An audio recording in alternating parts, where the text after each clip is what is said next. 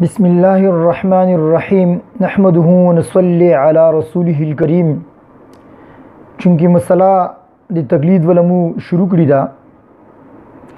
دی تقلید دوا صورتونه دي. یو خدا غدا ته تقلید دی پرا دی و خاص امام یا مجتهد ته ځون ته معین نه کی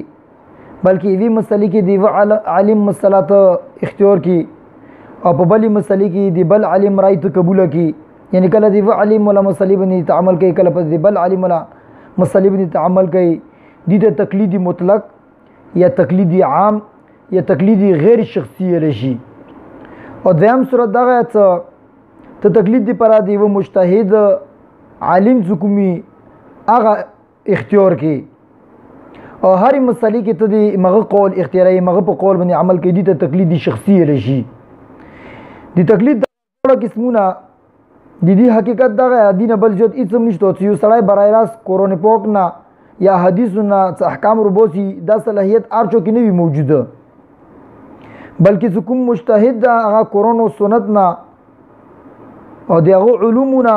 کوم مسلې ربوسی دی خپل فهم او بصیرت سره او خپل تفقه اخسره نو دی قرآن او حدیث کوم تشریحات کوي یغه مطابق عمل کوي او ته په هغه خبرو کې د دې اتباع کوي او دو هغه معنی نو دا هغه شاید چې د دې جواز بلکې د دې وجوب په باره کې قرآن او سنت نه ډېر زیات دلایل ثابت دي. تقلید قرآن پاک اولنۍ آیات دا یا ایها الذین آمنوا اطیعوا الله واطیعوا الرسول واولی الامر منکم. سوره نساء آیت نمبر 59. منای دا غدا چې اې د ایمان ولاو توسو دی اللہ پاک اطاعت کہے اور دی رسول صلی اللہ علیہ وسلم اطاعت کہے اور پتوسو کی چکم اولو الامر دی یغو اطاعت کہے. اولو الامر پر تفسیر کی بعض حضراتو دا فرمائلی دی چه دین مراد مسلمانانو بچیون دی اور بعض حضراتو دا فرمائلی دی چه دین مراد فقہا دی. دا دویام تفسیر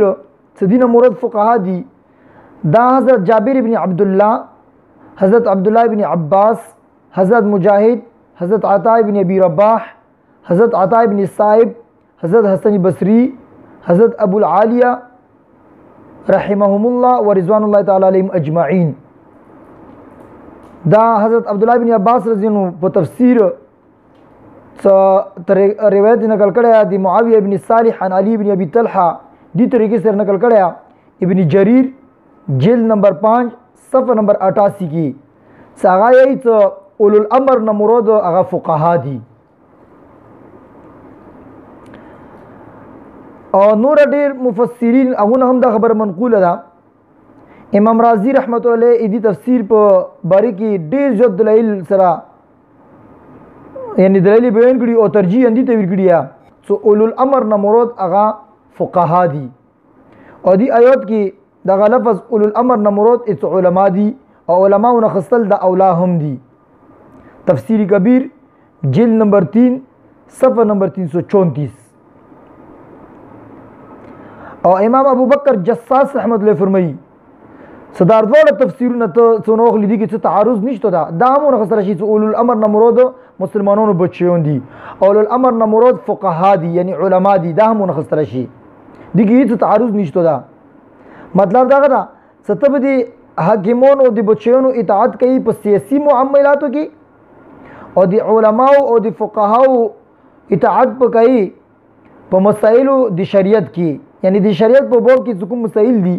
آخی بتا دی فقہاو اتباع کئی. اور علامہ ابن القیم رحمت اللہ فرمائی دا غد سکم خبر امام ابو بکر جساس رحمت اللہ گڑی دا احکام القرآن للجساس جلد نمبر 2 صفحہ نمبر 256 باب فی طاعت اولی الامر دلون دی گڑیا. اور علامہ ابن القیم رحمت اللہ فرمائی دی عمراء اطاعت نتیجان دا غدا بالآخر دی علماء اطاعت تا یعنی حکمات حکم دی بچیون حکم دی اغو نتیجان دا غدا صحابہ دی علماء اطاعت کی ویلی سو عمراء پا شرعی معاملاتو کی سکون بچیون دی شرعی معاملاتو کی بیچو اطاعت کی اب دی علماء اطاعت کی دی پابندی فطاعت العمراء تبع لطاعت العلماء اعلام الموقعین لابن القیم رحمۃ اللہ علیہ جلد 1 صفحہ نمبر 7 باندې. بہرحال دې تفسیر مطابق په دې آیات کې مسلمانانو ته دا ویل شو چې هغه د الله او د رسول صلی الله علیه وسلم اطاعت وکړي او د هغه علماء او د فقهاو اطاعت وکړي چې هغه د الله او د رسول صلی الله علیه وسلم کلام شارحین دي، هغه معنا ربوسی، هغه شرح کوي او د هغه اطاعت یعنی او د اندی اطاعت د کوم خلکو دی شي چې تاسو د اولو الامر اطاعت وکړي اندی ته تقلید ویل شي. او پاتې شو اهل حدیث یې چې نه تاسو څه مسله روشي دا خپل مانس کې خبره تاسو الله علی رسول ته وړي نه الله علی رسول ته مو الوړو چې موږ باندې پیګو کنه دی باندې خو نه پیګو دی باندې اولو الامر خلک پیږي نه دا خبره. فإن تنازعتم في شيء فردوه إلى الله والرسول إن كنتم تؤمنون بالله واليوم الآخر. یعنی که چې ته ابي مملي کې تاسو خپل مانس کې اختلاف راولو بیا په دې مملي کې تاسو الله او د رسول صلی الله علیه وسلم طرف ته دا تاسو وړي کچې ته الله او پوریز اخرت باندې تاسو ایمان ساتئ. نو د دې تفسیر مطابق دا یوه مستقل ځون ته جمله شوله چې هغه کې مجتهدینو ته خطاب کړی شوی ده. امام ابوبکر جساس رحمت الله علیه اولو الامر تفسیر په علماو سره کړی او لیکي امام ابوبکر جساس رحمت الله علیه چې اولو الامر اطاعت چې کوم حکم ورکړی شوی دینه فوراً بعد الله تعالی دا وفرمیلو څکه چې ته به مملي کې تاسو په مانس کې اختلاف راوړل نو هغه تاسو الله او د رسول صلی الله علیه وسلم طرف ته واپس وړئ، یعنی ازونه دا مسله تاسو رمولمئ. دا د دې خبرې دلیل ده چې اولو الامر نه مراد فقها دي ځکه چې الله تعالی ټولو خلکو ته اطاعت حکم وکړلو چې تاسو اطاعت تی چوکې د فقهاو کې او بیا دا وفرمایي چې فإن تنازعتم إلى آخره چې اولو الامر ته دا حکم وکړلو چې په کومې مملي کې تاسو په مانس کې اختلاف راوړلو هغه د الله کتاب او د پیغمبر سنت طرف ته تاسو واپس وړئ ازونه دا معلومه. دا حکم فقهاو ته کیدلی شي ځکه چې عوام الناس او غیر اهل علم یغه د مقام نشته ده چې هغه دې خبرې نه واقف وي چې د الله کتاب او د سنت رسول صلی الله علیه وسلم طرف ته دغه مملا یوسی او نه خو ته دا پاتې چې دا به څنګه وړي ازونه دا خلک مو ته څنګه خلک نشي مولا سیا مسله مو درول چې اختلاف راولو مو مسله الله او د الله رسول صلی الله علیه وسلم کلام ته یوسو نه دا به چوکړي دا به فقها وړي انا دغه ته چې ته د سنوي مسلې پیغی شي هغه نوی مسلې دغه مستنبط کول شي دلایل په طریقې سره ویلي هغه ته د دلایل علم نشته نه استنباط دغه کول شي. لہذا ثابت شولا صدا خطاب علماء کرام ته احکام القرآن جلد نمبر 2 صفحه نمبر 257 باندې دا لیکلي دي. مشهور اهل حدیث عالم چې کوم اهل حدیث نن لنجي کوي یغه خپل مشهور اهل حدیث عالم حضرت علامه نواب صدیق حسن خان صاحب رحمت الله علیه هغه خپل تفسیر کې دا اعتراف فرمایلا صفه ان تنازعتم دا آیات کوم دا دي کې خطاب مجتهدین ته دا نو چنانچه هغه فرمایي صدی آیات ندا نتیجه بسل ټیک نه دا کوم خلک د اجتهاد اهلیت نه لري هغه مختلفون فی مسلو کې برای راست قرآن او حدیث ته رجوع کی څنګه خپل باندې فیصله وکي بلکې مخکې جملې کې کوم خطاب دا هغه خلکو ته دا څنګه د قرآن او حدیث نه برای راست یعنی احکامات هغه نشي بسلا یغه ته دا فرضا وخیلا ستاسو د الله او د رسول صلی الله علیه وسلم اطاعت کوي چې دغه طریقه دا اولو الامر یعنی کوم فقها دی هغه مسایل ته پوس کوي او هغه باندې عمل کوي او د بل جمله کوم یې د کی خطاب مجتهدین ته دا سکره تو سی تنازع او اغلالا ایوی مخی بنی به تو سودا تنازع کتاب الله اور سنت رسول صلی الله علیه وسلم طرف ته وړي او خپل اجتهادي بصیرت پکور کې وروره د قرآن او د سنت احکام روبسه. لہذا اوالی جملې کې مقلدین ته د تقلید حکم دا ستاسو د الله او د رسول صلی الله علیه وسلم او اولو الامر خبره منه هغه اطاعت کوي او په د دویمه جملې کې دا مجتهدین ته د اجتهاد حکم دا ستاسو اجتهاد کوي. او دویم آیات د قرآن پاک ارشاد دا واذا جاءهم امر من الامن او الخوف اضاعوا به ولو ردوه الى الرسول والى اولي الامر منهم لعلمه الذين يستنبطونه منه. سوره نساء آیت نمبر 83. سکله دغه خلکو ته د امن او د خوف څخه خبرې راورسیږي نو هغه ته په کومه چې د اشاعت نه کوي دا خبره به مخته ما وړي بلکې هغه د دې معاملې کې رسول الله صلی الله علیه وسلم طرف ته یا د خپل اولو الامر طرف ته دا خبر راوړي. نو څه په دې کې کوم خلک د استنباط اهل دي هغه استنباط کولی شي، هغه به د دې حقیقت هغه ښه معلوم کړي. نو دی آیات پس منظر دغه ده چې مدینه طیبه کې منافقانو د جنگ او د امن په باره کې نوي خبرې به پیلو کولې، افواګانې به وړو کولې. بعض کوم صدا مسلمانانو هغه به دا افواګانو باندې یقین کولو او دا به مخته نور خلکو ته پیلو کولې، او د دې وجه نه په شهر کې بدمزګي او بد امني پیدا کېدله. نو دا آیات چې کوم ذکر شو په دې کې اهل ایمان ولا کوم خلک دی هغه دې طرز عمل نه مانی کړي دي، څه هغه ته دې خبرې تلقین و فرمایي چې د جنگ او د امن په باره کې کومې خبرې چې هغه تر ورسیږي هغه د دې مطابق خپل باندې عمل ما کوي، څه خبرې ته ورسیږي بس په خپل باندې بیا باندې عمل کوي او هغه مخ ته پیلو کوي، بلکې اولو الامر ته دا خبرې تاسو ورسه څه په هغه حضرات به د دې تحقیق او د استنباط اهل دي، هغه به د معاملې تحت ظن ورسي حقیقت معلوم کی او هغه څه کله خبر شي بیا هغه تاسو ته هم د دې خبرې خبر دیږي. لہذا دی هغه کور دغه ده څه دغه ته دا ول چې تاسو په خپل باندې وی معاملې باندې اکشن ما خله، بلکې دا خبرې اولو الامر ته تاسو ورسه دی هغه د احکام په تعمیل کې به تاسو عمل کوئ. دا آیات اگر چې و خاص معاملې کې نازل کړه شوی ده، لیکن څنګه چې اصول تفسیر او د اصول فقه دا مسلمه قاعده ده، آیات نه څکل احکام اور مسائل تر بوسی یا غشان نزول کا خصوصی حالت وی خطب اخت نه ګوري، بلکې تب آیات عمومی الفاظ اعتبار کوي. ادي واجنه دی آیات نه دا اصولی هدایت متملويږي چې کوم خلق تحقیق او د نظر او د دلایل صلاحیت ورکی نشته ده هغه ته اهل استنباط طرف ته رجوع کول پکور دي، هغه خپل اجتهادي بصیرت نه پکور وغلی کومه لارې د ته متعینه کړله په هغه باندې بیا عمل کول پکور دي او اندی نما تقلید ده. نه امام رضی رحمت الله دی آیات په لوندې لیږي چې ثابته شوه چې استنباط دا حجت ته اور قیاس یا بذات خود استنباط ته یا بیا اندی استنباط کې دخیل لا، لہذا هغه هم حجت شولو. قیاس څه کله دا خبره ته شوله نو اوس مو دا خبره کوو چې دی آیات کې یو څو خبرې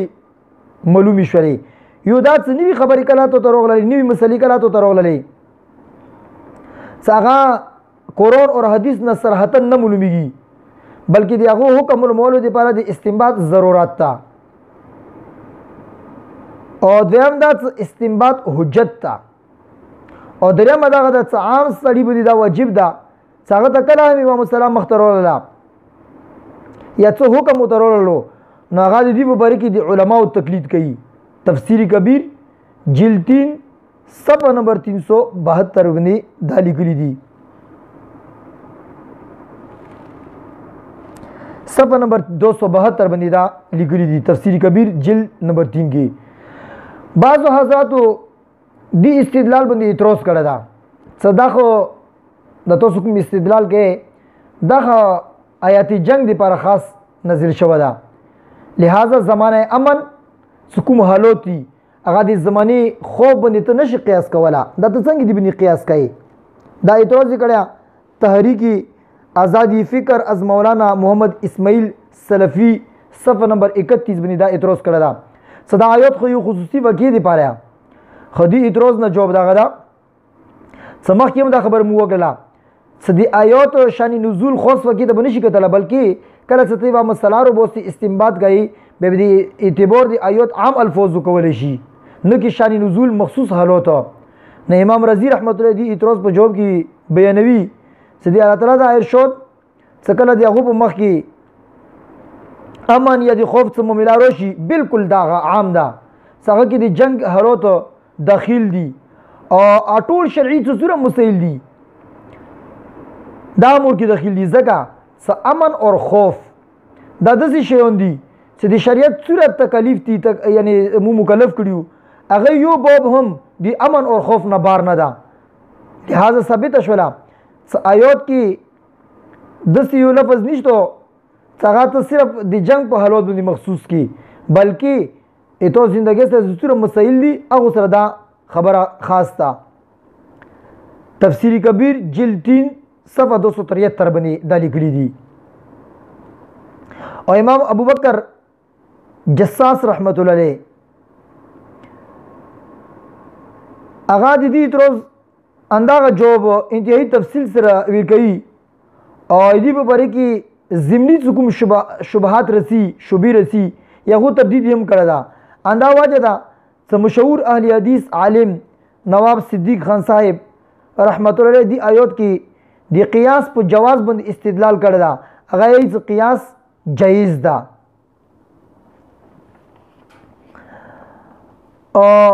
فی الآیات اشارة الى جواز القیاس تفسیر فتح البیان از نواب صدیق حسن خان صاحب رحمت الله علیه جلد 2 صفحه 330 باندې د اهل حدیثو مشهور کوم عالم دا اغدا لیکلی دي سدی آیات کې د قیاس جواز معلوم شولو کچتا آیات نه زمانہ د امن نخلی نو به څنګه دینه د قیاس جواز معلومیږي دینه پاتې ولې درلا سدي خوف او د امن حالات د تو څو باندې کله قیاس کړلو پاتې ولې د قیاس هم یو یعنی د قیاس هم جایز ده د قیاس په جواز باندې اهل حدیث کوم عالم دا هغه خپل دین استدلال نسی بهرحال د قرآن پاک دو آیاتونو مو تقلید الحمدلله ثابت کړلو او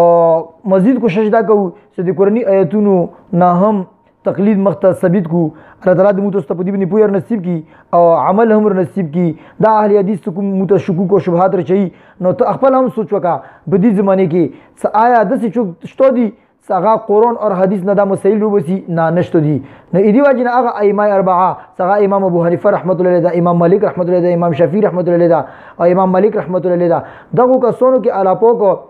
د استنباط تامه علاپوک او اجتهاد تما صلاحیت علاپوک یې خو سو قرآن پاک کې کومې پټې مسلې هغه د ظاهري کړلې نو لہذا چوپ ځنی غالب کې چوک صحیح لاګي او د قرآن او حدیث موافق لاګي هغه دغه اتباع کوي په ټولو مسایلو کې دا نه سوي کې یو منا بلکې بل منا نو دین په بر کې مخ کې ویلو دا تلفیق تا نه دا سړی د خواهش پرسته بیا یو قسم ته وګرځ درو خواهش پرست وګرځ درو نو الله تعالی د مو دوست په خبر باندې پوهه سمجھ نصیب کی آمین برحمتک یا ارحم الراحمین